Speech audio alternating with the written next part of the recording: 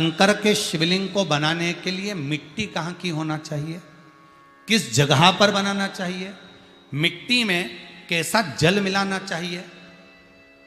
जब शिवलिंग का निर्माण करें, शंकर के शिवलिंग को जब बनाएं तो सबसे पहले कैसे बनाएं, उस तक का विधान शिव महापुराण में और लिंग पुराण में कहा गया। महाराज कहा क्यारे की मिट्टी हो, क्यारा मतलब समझिएगा जिस मिट्टी पर कोई गंदगी ना करी गई हो, ऐसी जगह का कोई भाग मिट्टी का लाया जाए जहां कोई गंदगी ना करे। शिव महापुराण की कथा कहती है। देखो पिछले वर्ष के लॉकडाउन से लेकर अभी तक की जो कथाएं आप लोग सुने हैं, उसमें शिवलिंग मट्टी का किस तरह से बनाया जाए और कैसी मट्टी हो और उसमें पानी कैसा मिलाया जाए, कैसा शिवलिंग तैयार करा जाए, उसका विधान वर्णन नहीं कर पाए, परंतु आज कथा निकली है तो उसको सुन लो। क्यारे की मिट्टी, क्यारे की मिट्टी मतलब जिस मिट्टी पर कोई गंदगी ना करी गई हो, ऐसी जगह की मिट्टी को लेकर जाए। और मिट्टी को लाने के बाद थोड़ा पानी का सींचन कर दें, अर्थात घर में लाएं तो उससे पहले मिट्टी को पवित्र करें। अपने घर में गंगा जल रखा हो, यमुना जल रखा हो, सरयू जी का जल रखा हो, उससे मिट्टी का सींचन कर दें। मान लो अगर ये जल नहीं भी है तो जल के अंदर थोड़ा सा इत्र डालकर मिट्टी का सींचन करें। अगर इत्र भी नहीं है तो जल के अंदर थोड़ा सा दूध डालकर मिट्टी का सींचन करें। दूध भी नहीं है तो एक बेलपत्री जल के अंदर डालकर उस पानी का सींचन करें।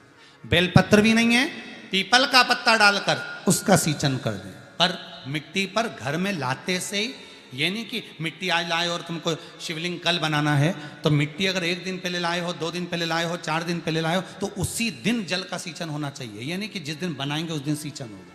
मिट्टी पर पानी का छींटा, सींचन भले ज़्यादा मत डालो, पर छींटा तो उस दिन लगा देना चाहिए जिस दिन घर में मिट्टी लेकर आए हो, जिस दिन लेकर। फिर भले तुम शिवलिंग 15 दिन बाद बनाओ, 8 दिन बाद बनाओ, 10 दिन बाद बनाओ, 3 दिन बाद बनाओ, पर उस समय पर मिट्टी का सींचन उस समय हो जाना चाहिए।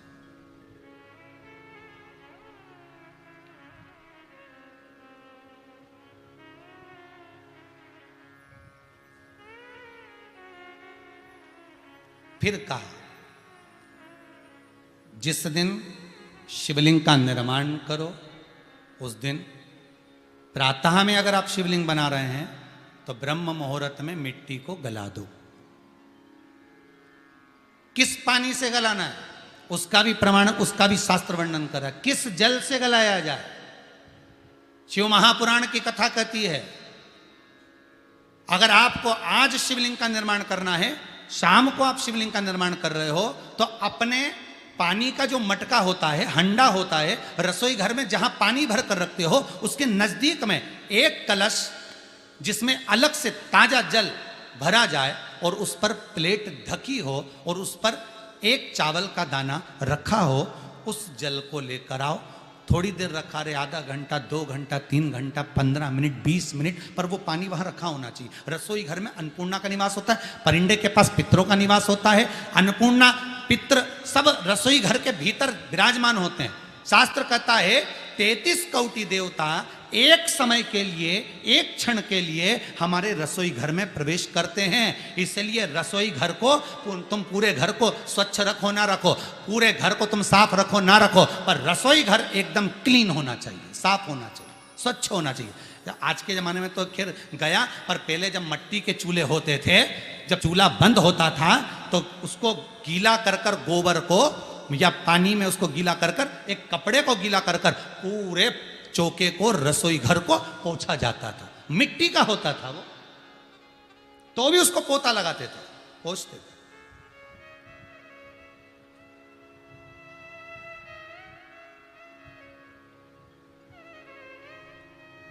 तो पहला क्रम है पार्थिव शिवलिंग का निर्माण।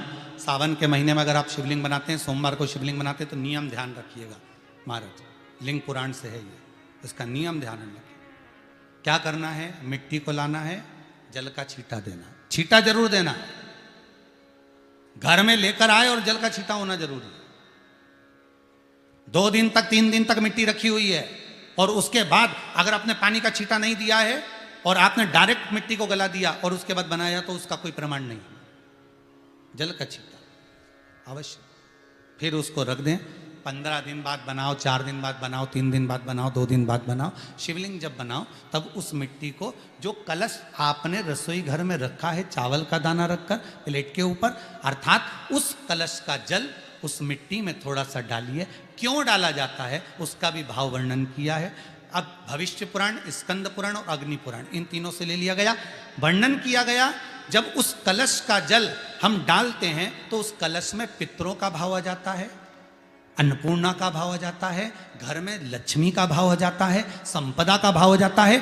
पूरे 24 घंटे के अंदर एक क्षण के लिए रसोई घर में 33 कोटि देवता आते हैं, तो वो देवता का सारा भाव उस कलश के अंदर आ जाता है। और वो जल जब हम उस मिट्टी में मिलाते हैं तो गंगा, यमुना, सरयू, सरस्वती, ये 33 कोटि देवता में, तो इन सब का आनंद उस जल में आ जाता है। और वो जल जब हम मिट्टी में मिलाते हैं तो मिट्टी पवित्र हो जाती है, स्वयं कैलाश अधिपति को स्वीकार करने के लायक हो जाती है, निर्मित करने के लायक हो जाती है।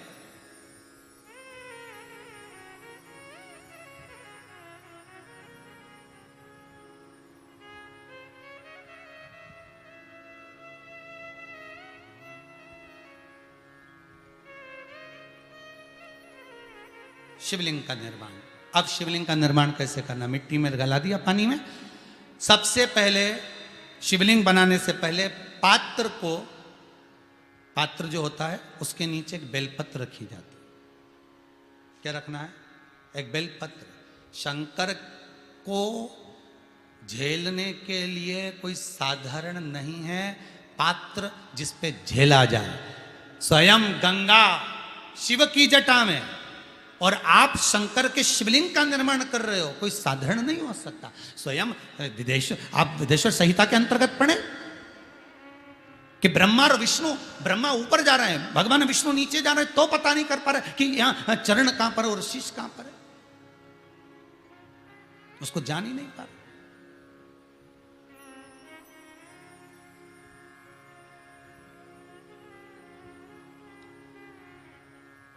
बस एक बेलपत्र,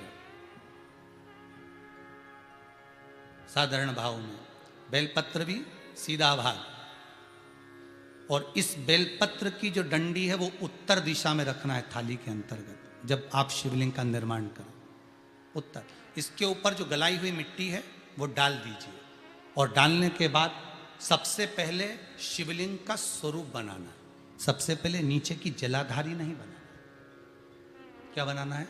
शिवलिंग का स्वरूप बनाना। बनाने के बाद उसी शिवलिंग के पास में और मिट्टी डाल लीजिए, फिर जलाधारी का निर्माण करिए। फिर जलाधारी,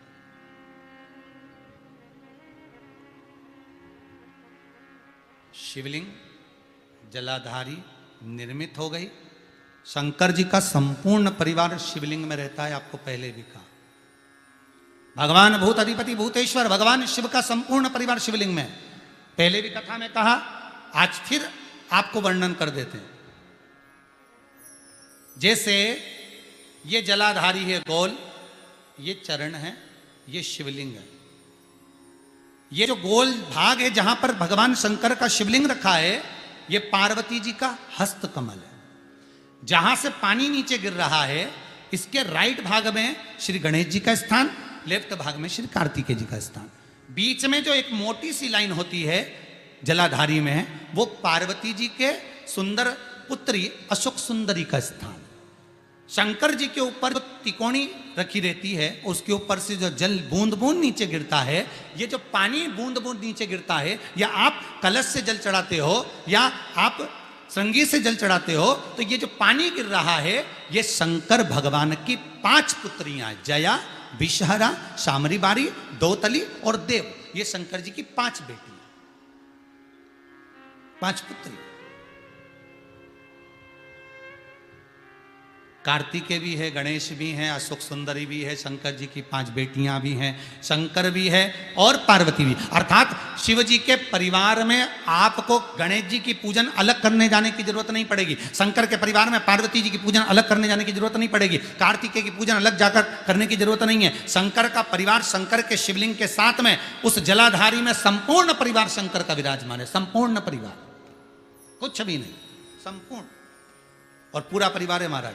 फिर वही बात आई, ध्यान दीजिएगा, जिस व्यक्ति को नींद ना आवे, रात्रि को सोते समय टेबलेट खाने की जरूरत नहीं, शंकर भगवान की 5 पुत्रियों का नाम लीजिए। जया, हाथ में जल लो, पलंग पर बैठो, जल हाथ में लिया, जया आचमन कर लो, विषहरा आचमन कर लो, शामली बारी आचमन कर लो, दौतली आचमन कर लो और देव आचमन कर लो। ये शंकर की जो 5 पुत्रियां हैं, ये ऐसी पुत्रियां हैं जो निंद्रा देवी को लेकर आती हैं और हमें विश्राम का आनंद सुख प्रदान करती हैं, हमारे नयनों पर विराजमान रहती।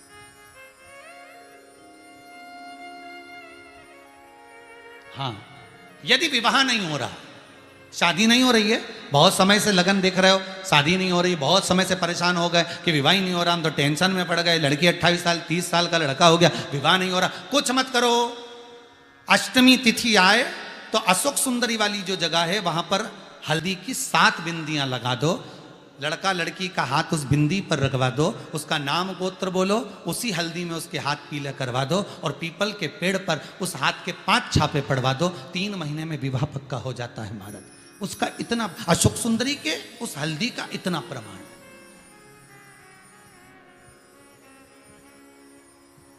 3 माह के अंतर्गत विवाह नक्की होगा। इतना इतना प्रमाण है महाराज। भगवान शिव की आराधना का कोई साधारण फल है महाराज।